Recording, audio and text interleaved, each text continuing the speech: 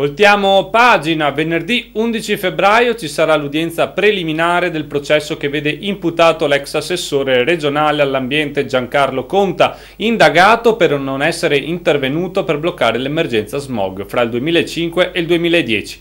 E i radicali italiani chiedono che comuni e province si costituiscano parte civile nel processo. Sentiamo.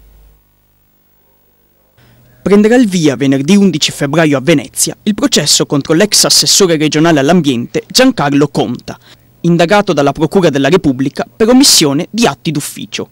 In poche parole, l'ex assessore è accusato di non aver attuato nessun intervento per evitare il superamento in Veneto dei limiti della quantità di polveri sottili nell'aria tra il 2005 e il 2010, durante cioè il periodo del suo mandato.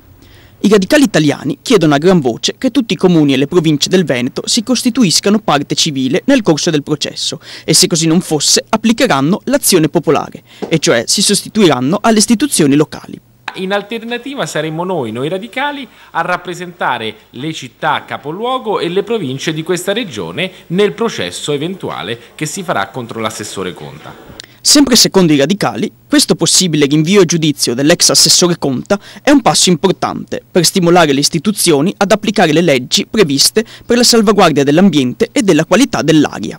Ora è il momento di vedere, e i cittadini hanno diritto di sapere, se i sindaci e i presidenti delle province staranno dalla parte di chi vuole tutelare la salute dei cittadini e in particolare la qualità dell'aria e dell'ambiente, oppure dalla parte di chi ha per tanti anni evitato di occuparsi di quello che è un problema centrale per tutte le città del nostro Veneto.